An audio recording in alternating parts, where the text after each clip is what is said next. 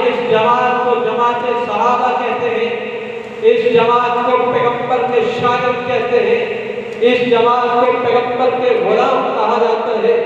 اس جماعت کے بارے میں یہ موقف روز اول سے قائم ہے کہ جس طرح پیغمبر معصوم علی الخطا ہوتا ہے، یہ اہل سنت کا عقیدہ ہے کہ اللہ کا نبی آدم سے لے کر محمد تک جتنے بھی پیغمبر آئے ہیں، ہر ایک پیغمبر اپنی شان میں اعلیٰ و بالا ہے، ہر ایک پیغمبر اونچا عرفہ شان والا شوکت والا ہے۔ کسی ایک پیغمبر سے غلطی نہیں ہو سکتی ہے، گناہ نہیں ہو سکتا ہے کہ اللہ نے پیغمبر کو معصوم پیدا کیا ہے۔ پیغمبر غلطی کر نہیں سکتا کہ وہ معصوم علی الخطا ہوتا ہے۔ یہ ہم اہل سنت کا عقیدہ ہے۔ اسی طرح پیغمبر کے ساتھ مل جانے والا صحابی صحبت سے بنتا ہے۔ جو کسی کی صحبت میں بیٹھا، یعنی جو محمد الرسول اللہ کی صحبت میں آ گیا اور حالت ایمان میں آ گیا، جس نے کلمہ پڑھ لیا، جس نے پیغمبر کے ہاتھ پر آ کر ایمان قبول کر لیا، تو یہ پیغمبر کا صحابی بن گیا۔ کیا بن گیا؟ صحابی بن گیا۔ اب صحابی کا مقام سمجھو۔ صحابی کا مقام کیا ہے؟ کیا صحابی کا مقام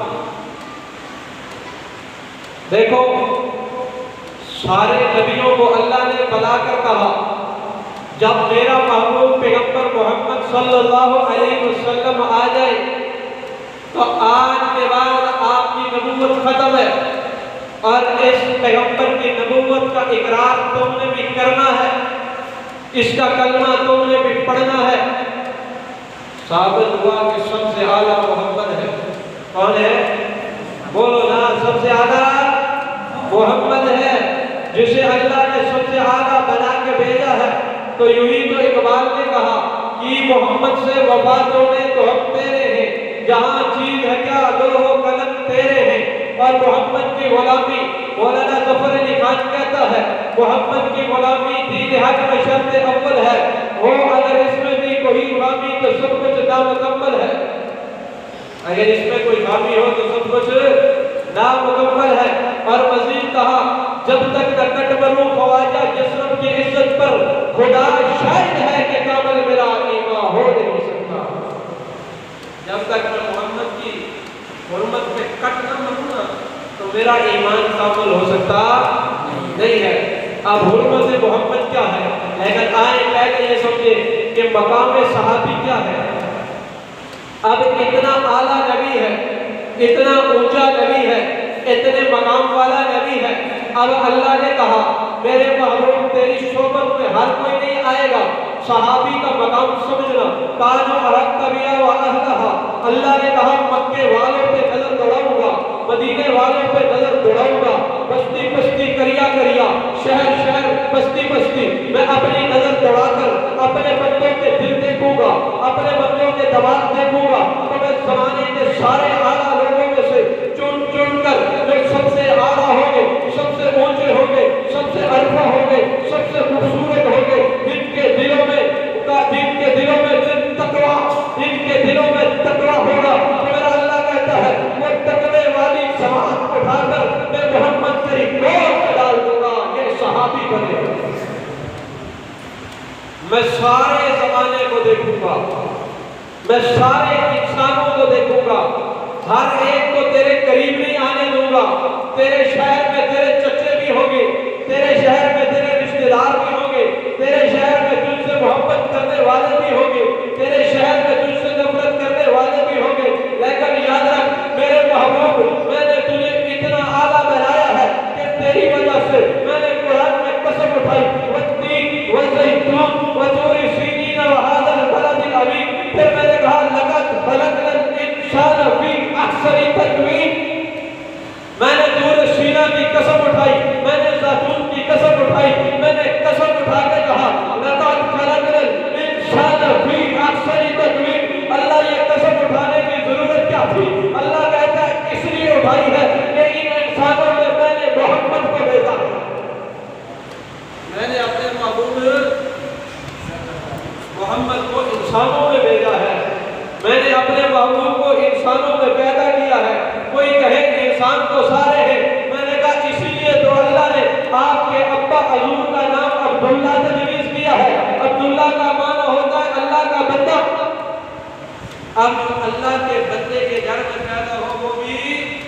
اللہ کا بندہ.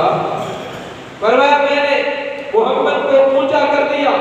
وَرَفَعْنَا لَكَ ذِكْرَكَ، میں نے اپنا ذکر بھی اونچا کیا تو میں نے اپنے حبیب کا ذکر بھی اونچا کیا.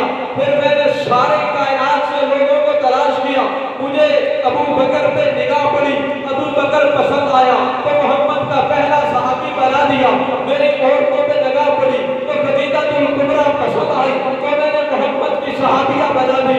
مجھے سمیہ پہ نظر پڑی تو سمیہ مجھے ایمان والی نظر آئی تو میں نے محمد کی غلام بنا دی. میں نے نظر بڑھائی، مجھے عمر اچھا لگا تو میں نے محمد کو کہا تو آج اللہ کا دامن پکڑ کے کہے اللہ مجھے عمر عطا کر، تو اس کو مان میں تجھے عمر عطا کروں گا. تو کہے اللہم عزت اسلام، اللہ اسلام کو عزت دے. یا اللہ کیسے عزت ملے؟ عمر بن خطاب سے عزت دے. میں عمر کو اٹھا کر تیری گود میں ڈال دوں. تو نگاہ کو دوڑا، شرم و حیا کا پیکر عثمان میں تیری گود میں ڈال دوں گا. تو نگاہ دوڑا اور میں بھی نگاہ دوڑاتا ہوں. میں بچوں میں علی کو اٹھا کر تیری صحبت میں بٹھا دوں گا کہ یہ ایسا علی ہے کہ جس کے بارے میں تو لوگوں کو بتا دے من کنت مولا فمولا علی. محمد کہتا ہے جس کا میں مولا اس کا علی مولا. مانا کیا؟ جس کا میں دوست ہوں اس کا علی بھی دوست ہے. جو مجھ سے نفرت کرے وہ علی سے بھی نفرت کرے گا اور جو مجھ سے بغض کرے وہ میرے صحابہ سے بھی بغض کرے گا. آج تو نگاہ دوڑا، میں ہیرے چن کے دوں گا. میں تیری صحبت میں ہر کسی کو نہیں آنے دوں گا. میں دیکھوں گا کہ حبشے کا رہنے والا بلال غلام تو ہے، رنگ کا تو کالا ہے لیکن دل کا بڑا سفید ہے. میں بلال کو تیرے قدموں میں لا کے کھڑا کر دوں گا اور میں تیری صحبت میں بیٹھنے کی وجہ سے اس بلال کو اتنا اونچا کروں گا کہ جب یہ مکے کی گلیوں میں چلے گا تو میرے حبیب اس کے قدموں کی آواز عرش بری پر تجھے سنائی دے گی. میں اتنا اونچا کر دوں گا. یہ وہ لوگ ہیں جو چنے ہوئے ہیں، خریدے ہوئے ہیں، برگزیدہ ہیں. ان کو میں نے خرید لیا ہے، ان کو میں نے چن لیا ہے، ان کو میں نے قبول کر لیا ہے کہ ان کے دلوں میں تقویٰ ہے. یہ سارے تیری صحبت میں بیٹھیں گے اور یہ میں بٹھاؤں گا. قالوا احق بیا واہلھا. یہ ایسے نہیں آئے. میں نے ایک ایک کے دل کو دیکھا. منافق کون ہے، مومن کون ہے، دل کا کالا کون ہے، دل کا سفید کون ہے، دل کا اچھا کون ہے، دل کا برا کون ہے. میں نے زبان کو نہیں دیکھا، میں نے دل کو دیکھا ہے اور مجھے دل کا بھی اچھا لگا ہے. میں نے محمد کی غلامی میں سے ڈالی. محمد رسول اللہ. قرآن کہتا ہے محمد اللہ کے رسول ہے. والذین معہ اشداء علی الکفار رحماء بینہم. محمد اللہ کے رسول ہے. میں ان کو غلام دینے لگا ہوں. دو صفات یاد رکھنا، قیامت تک ان کے غلام یہی صفت والے ہوں گے. رحماء بینہم، رحم دل ہوں گے اپنوں کے لیے. اشداء علی الکفار، کافروں کے لیے. کعبہ نے چنا پہلی بار محمد کی صحبت میں کوئی ویسے نہیں آیا. اگر 1400 سال کے بعد کسی کو تکلیف ہو تو اس کو اپنا علاج کروانا چاہیے. میں نے قرآن کی آیت پڑھی، لوگ ایمان میں آنا چاہتے ہیں، اللہ کے نبی مسجد نبوی میں بیٹھتے ہیں. بھائی بیعت ہو جاؤ، کلمہ پڑھ کے ایمان لے آؤ. بعض لوگوں کو آج بھی بیعت پر انکار ہوتا ہے. جی بیعت کیا ہے؟ میں کہتا ہوں پیغمبر کی سنت. اب اثرات برکات بیعت یہ ایک الگ عنوان ہے کہ بیعت میں عنوان برکات کیا ہے اور بیعت سے حاصل کیا ہوتا ہے. جب تک بکے نہ تھے کوئی پوچھتا نہ تھا، تو نے خرید کے انمول کر دیا. مکے کے بڑے بڑے تاجر تھے لیکن ان کا نام آج کوئی نہیں جانتا. لیکن ابو بکر کا ڈنکا مشرق میں، مغرب میں، جنوب میں، شمال میں 1400 سال سے بج رہا ہے اور قیامت کی صورت تک بجتا رہے گا. تاجر تو اور بھی تھے لیکن ابو بکر تاجر ہونے کی وجہ سے اعلیٰ نہیں ہوا. ابو بکر مالدار ہونے کی وجہ سے اعلیٰ نہیں ہوا بلکہ پیغمبر کی صحبت میں آ کے غربت میں آیا. مٹا دے اپنا آپ اگر کچھ رتبہ چاہیے کہ دانا خاک میں مل کر گلو گلزار ہوتا ہے.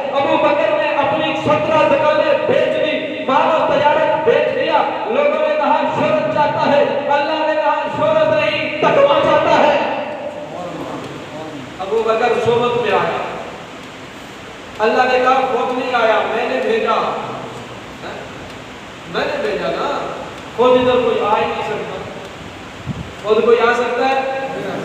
جس کی حفاظت اللہ کرے اور جس کے لیے اہتمام اللہ کرے، اس کی صحبت میں ایرا ویرا لتو خیرا ہر کوئی تھوڑا ہی آتا ہے۔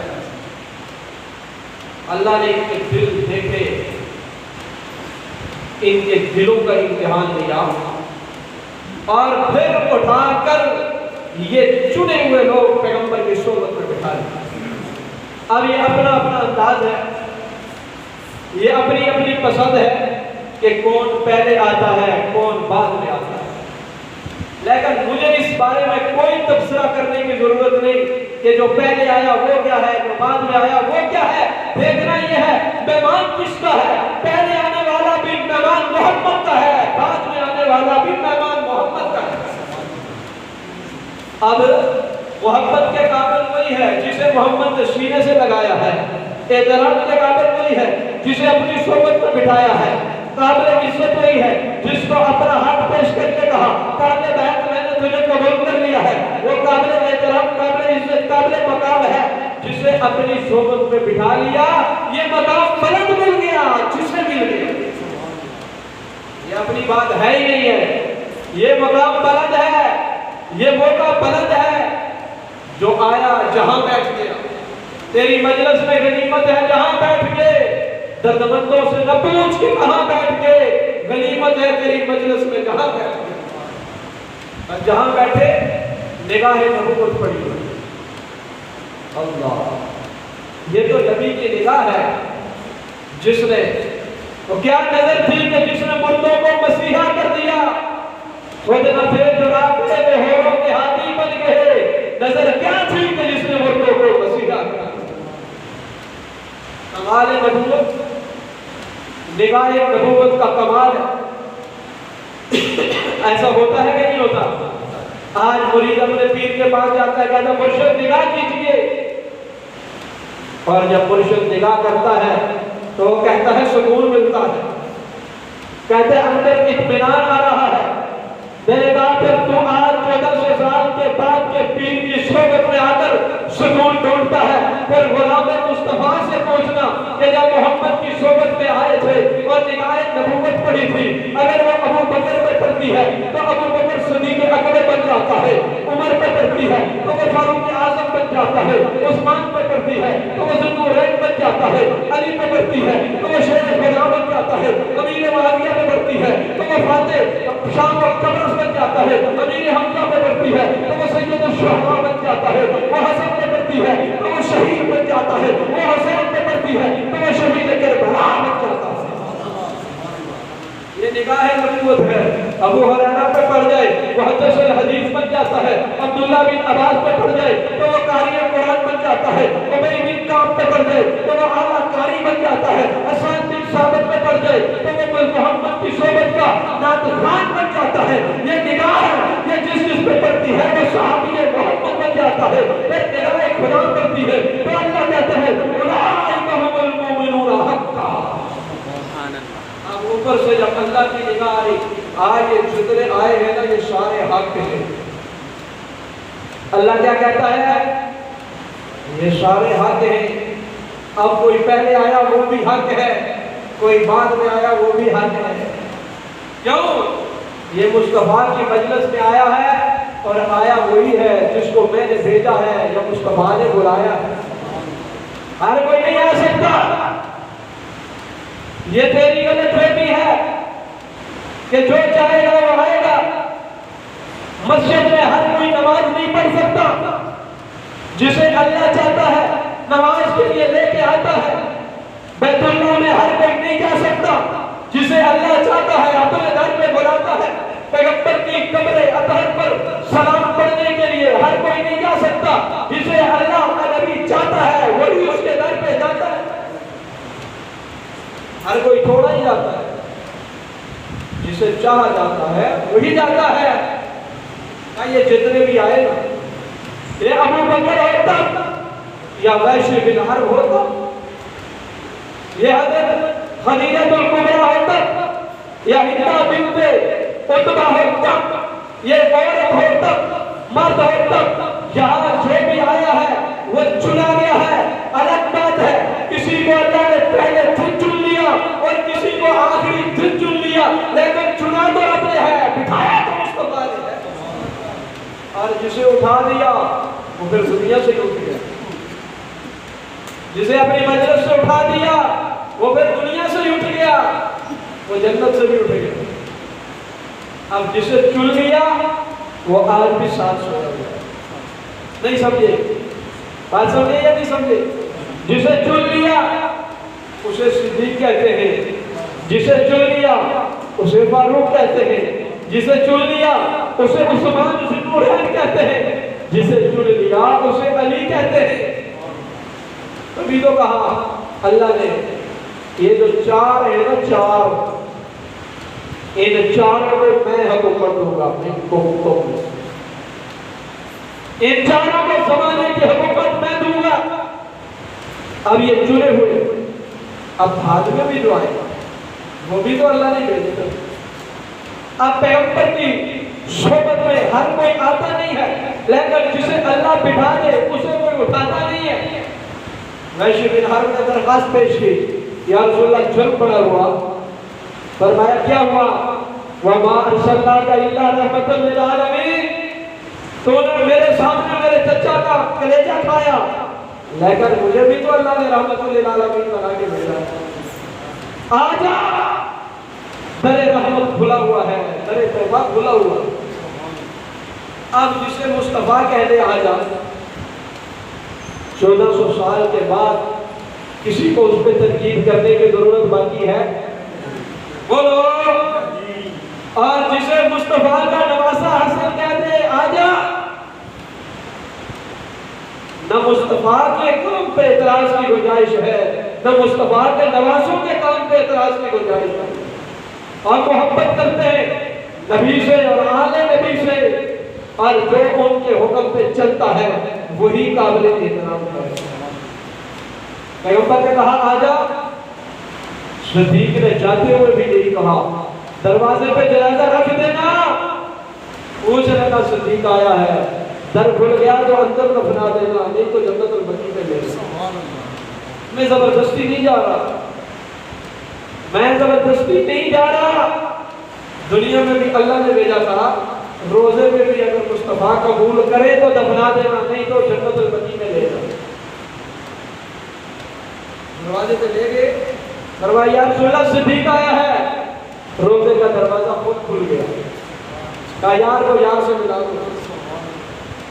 ایسے ہی صدیق نہیں گیا جس کے بارے میں پیغمبر نے کہا یارو سب کے احسانات کے بدلے چکا دیے ہیں، لیکن صدیق وہ یار ہے کہ جس کے احسان کا بدلہ میں محمد نہیں چکا سکا، کل قیامت کے دن صدیق کے احسانات کا بدلہ میرا اللہ چکائے گا. اور آج اگر 1400 سال کے بعد کوئی چوڑا صدیق اکبر پہ تنقید کرے، بولو ہمیں بولنا چاہیے یا چپ ہو جانا چاہیے؟ یاد رکھو لوگ کہتے ہیں کہ اللہ کا معاملہ ہے، اللہ خود پوچھے گا. ان کا ایسا نہیں ہے. یہاں جتنے بھی لوگ بیٹھے ہو، سیاسی اعتبار سے کسی نہ کسی پارٹی سے تمہارا تعلق ہوتا ہے. اگر کوئی نواز شریف کو گالی دے، مسلم لیگ نور والے برداشت نہیں کرتے. مولانا فضل الرحمان کو کوئی برا بھلا کہہ دے، جمعیت علماء اسلام والے برداشت نہیں کرتے. بینظیر بھٹو کو کوئی گالی دے، پیپل پارٹی والے گریبان پکڑتے ہیں. یارو اگر ان لوگوں سے تمہیں اتنی محبت ہے تو بتاؤ نبی کا صدیق کا وارث ہے؟ نبی کے صدیق کا وارث کوئی نہیں، امیر معاویہ کا وارث کوئی نہیں، سیدہ طیبہ طاہرہ اما عائشہ کا وارث کوئی نہیں کہ جن کی صحبت کی وجہ سے دین مجھے اور آپ کو ملا ہے.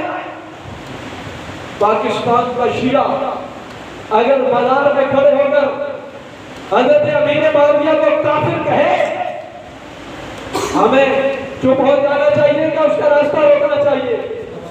بولو اونچی آواز سے. جس نے کراچی کی سڑکوں پہ کھڑے ہو کر حضرت ابو سفیان کو کافر کہا، حضرت امیر معاویہ کو کافر کہا، حضرت ابو بکر صدیق کو کافر کہا، نقل کفر کفر نبشت، یہ الفاظ کہتے ہوئے دل کانپتا ہے۔ ہم نہیں کہتے یا اللہ معاف کرنا، یہ ان کافروں کے الفاظ نقل ہو رہے ہیں کہ جنہوں نے تیرے صحابہ کو کافر کہا۔ اور پھر ڈٹھائی یہ ہے کہ پاکستان کا میڈیا اس کو ٹیلی ویژن پہ چلا رہا ہے، اور ان سے بڑھ کر ذلت یہ ہے کہ وہ کہتے ہیں کہ یہ ہمارے مقدسات اور ایمان کا حصہ ہے کہ ہم بنو امیہ کو کافر کہتے ہیں۔ بتاؤ سنی کب تک بے غیرت رہو گے، کب تک بے زمین رہو گے، کب تک شیعوں کی ٹوٹی کرتے رہو گے، کب تک یہ کہو گے شیعہ سنی بھائی بھائی ہے، فساد نہیں ہونا چاہیے؟ یہ نہیں ہو سکتا، میرا کلمہ الگ ہے، شیعہ کا کلمہ الگ ہے، میری اذان الگ ہے، شیعہ کی اذان الگ ہے، میری نماز الگ ہے، شیعہ کی اذان الگ ہے۔ شیعہ قرآن کو نہیں مانتا، میں قرآن کو مانتا ہوں، شیعہ حدیث کو نہیں مانتا، میں حدیث کو مانتا ہوں، میرا مذہب الگ ہے، شیعہ کا مذہب الگ ہے۔ وہ صحابہ کو کافر کہتا ہے، میں صحابہ کو ایمان کا حصہ سمجھتا ہوں، وہ امی عائشہ کو کافرہ کہتا ہے، میں امی عائشہ کو اپنے ایمان کا حصہ سمجھتا ہوں، وہ میرے دین کو دین نہیں سمجھتا، وہ اپنے مذہب کو سچ سمجھتا ہے۔ بتاؤ کیسے ان کی باتوں میں آتا ہے؟ پھر بھی کہو گے شیعہ سنی بھائی بولو، کب تک یہ بیعتی چلتی رہے گی؟ کب تک سبیلیں لگتی رہے گی؟ کب تک ان کے جلوسوں کی راستے کے لیے سنی بے ضمیر ہو کے کھڑا رہے گا؟ یہ نہیں ہو سکتا کہ کوئی صحابہ کو کافر کہے اور ہم کہیں وہ ہمارا بھائی ہے۔ وہ ہمارا بھائی نہیں ہے۔ جو ابو بکر کو علی کا بھائی نہیں مانتا، وہ میرا بھائی کیسے ہو سکتا ہے؟ وہ ہم کا بھائی کیسے ہو سکتا ہے؟ یہ کیسے ہو سکتا ہے؟ میں کلمہ پڑھتا ہوں لا الہ الا اللہ محمد رسول اللہ، میں قرآن سے دکھا سکتا ہوں میرا کلمہ قرآن میں موجود ہے، اور شیعہ کلمہ پڑھتا ہے لا الہ الا اللہ محمد رسول اللہ علی ولی اللہ خلافت بلا فصل و وسیع رسول اللہ۔ وہ کلمے میں خلافت بلا فصل کہہ کر ابو بکر کو گالی دیتا ہے، وہ اذان میں خلافت بلا فصل کہہ کر دن میں 3 دفعہ ابو بکر کو گالی دیتا ہے۔ تجھے عربی سمجھ نہیں آتی تو میں کیا کروں؟ وہ دن میں 3 دفعہ چوک میں، چوراہے میں، بازار میں، سپیکر میں ابو بکر کی خلافت کا انکار کر کے، علی کی خلافت کا اظہار کر کے وہ ابو بکر کو فاسق کہتا ہے، ابو بکر کو ڈاکو کہتا ہے، ابو بکر کی توہین کرتا ہے۔ نہ اسے پاکستان کا قانون پوچھے، نہ اسے پاکستان کی حکومت پوچھے، نہ اسے عدالت پوچھے، اور نہ سنی قوم پوچھے۔ وہ دن میں 3 بار ابو بکر کو فاسق کہے، تیرا ایمان کہاں چلا گیا؟ بولو، تم پھر بھی کہو گے وہ بھائی ہے؟ پھر سنی یہ کہے لہجہ سخت نہیں ہونا چاہیے، پھر سنی یہ کہے تشدد نہیں ہونا چاہیے۔ یہ تشدد نہیں ہے، یہ تحفظ ہے۔ یہ تشدد نہیں ہے، یہ دین کا تحفظ ہے۔ اور اس کے لیے میں آپ سے پوچھتا ہوں، آپ کالے کپڑے پہن کر، آپ ہاتھوں میں کڑے پہن کر یہ کیا تعصب دیتے ہیں؟ آپ شیعوں کے ساتھ اپنی مشابہت نہیں کرتے؟ بولو، یہ نوجوان ساتھی جو دشمن کا کام ہے وہ تمہارے بازو پہ کیوں ہے؟ جس کی پہچان ہے یہ شیعہ ہے اور اس کے ہاتھ پہ کڑا ہے، اور آج کا سنی جوان بھی اپنے ہاتھ پہ کڑا پہنتا ہے۔ دنیا کے تمام فتاوی جات، جو بندی بریلوی اہل حدیث، تمام مذاہب پہ فقط فتاوی جات مشتمل ہمارے پاس موجود ہے، جس میں اسے متفقہ طور پر کافر کہا ہے۔ اور اگر کسی کو شک ہو تو یہ شیعہ کی کتابیں جن کے مکمل حوالے، جن کو اگر میں پڑھ کے سناؤں تو آپ کے پاؤں کے نیچے سے زمین نکل جائے کہ ان کا نبی کے بارے میں کیا عقیدہ ہے، ان کا اللہ کے بارے میں کیا عقیدہ ہے، اور انہوں نے صحابہ کو نمبر لگا کر گالیاں دی ہے، اور انہوں نے اماموں کو خدا کا درجہ اور نبی کا درجہ دیا ہے۔ آپ کب تک بیدار نہیں ہوں گے؟ کب تک سوئے رہیں گے؟ کب تک دشمن کی چال چلتے رہیں گے؟ اور کب تک بے زمین کی چادر میں رہیں گے کہ دشمن شرع عام صحابہ کو گالیاں دے اور آپ پھر بھی کہیں گے امن امن؟ ہم دہشت گردی کے قائل نہیں ہیں، لڑائی کے قائل نہیں ہے، جھگڑے کے قائل نہیں ہے، فساد کے قائل نہیں ہے۔ ہمارا درد یہ ہے کہ حکومت قانون سازی کرے، ہمارا درد یہ ہے حکومت اس کفر کم تک محدود کرے، ہمارے راستے بند رہو، ہمارے سنیوں کے دروازوں میں جلوس نہ ہو۔ شرعاً ان کی کتابوں سے یہ ثابت کریں گے جلوس عبادت نہیں ہے، جلوس کے لیے روڈ پہ نکلنا ضروری نہیں ہے، جلوس کے لیے سنیوں کے دروازے بند کرنا ضروری نہیں ہے۔ کہ پاکستان میں دشمن کی ایک سازش ہے اور وہ پاکستان کی حکومت چھیننے کی ناپاک سازش۔ میری بات سمجھ آئی یا نہیں؟ ہم دہشت گردی کے قائل ہیں، ہم تکفیر کے قائل نہیں ہیں۔ تکفیری تو وہ ہے جو ابو بکر کی تکفیر کر رہا ہے۔ تکفیر کون کر رہا ہے؟ جو ابو بکر کو کافر کہے وہ تکفیری ہے یا جو اسے کافر کہے؟ حدیث مبارکہ میں آتا ہے ایک مسلمان دوسرے مسلمان کو اگر کافر کہے اور وہ کافر نہ ہو تو اس کا کفر اس کے اوپر پلٹ جاتا ہے۔ اب بتاؤ، جو صدیق اکبر کو کافر کہے، صدیق اکبر مومن ہے یا کافر ہے؟ ہاتھ کھڑا کر کے مومن ہے، مومن ہے۔ اور جو صدیق کو کہے نہیں یہ تو فاسق ہے، یہ تو نعوذ باللہ نقل کفر نواز کافر ہے، حضرت امیر معاویہ کو کہے کافر ہے، بتاؤ وہ کفر اس کے اوپر پلٹے گا یا نہیں پلٹے گا؟ ہم نہیں کہتے، ہم نہیں بناتے، یہ تمہارا اپنا بنایا ہوا خمیزہ ہے جو اب بھگتنا پڑے گا، اب بھگتنا پڑے گا، اب بھگتنا پڑے گا، اور اب چھپنے کی تمہیں جگہ نہیں ملے گی۔ کل کا سانحہ مری جو انہوں نے دہشت گردی کی ہے، سنی کونسل کے واپسی کے قافلوں پر پتھراؤ کیا، فائرنگ کی، گاڑیاں توڑی اور نوجوانوں کو اغوا کیا، ہم اس کی بھرپور مذمت کرتے ہیں اور حکمرانوں سے ہمارا یہ مطالبہ ہے کہ اس کفر کو ان کی عبادت گاہوں تک محدود کر دیا جائے۔ امن کی ضمانت چاہیے، ہمارے صحابہ کو گالیاں نہ دی جائے، ابو بکر کو گالیاں نہ دی جائے، عمر کو گالیاں نہ دی جائے، سیدہ عائشہ کو گالیاں نہ دی جائے، حضرت امیر معاویہ کو گالیاں نہ دی جائے، حضرت ابو سفیان کو گالیاں نہ دی جائے۔ یہ مطالبہ آپ کو قبول ہے؟ زورات کرے گا کہ یہ مطالبہ قبول ہے؟ یہ ہر سنی کا مطالبہ ہے، ہر مسلمان کا مطالبہ ہے۔ ہم سب کچھ برداشت کریں گے لیکن دین کی توہین برداشت ہو، صحابہ کی توہین برداشت ہو، ابو بکر عمر کی توہین برداشت ہو، قرآن کی توہین برداشت ہو نہیں کریں گے۔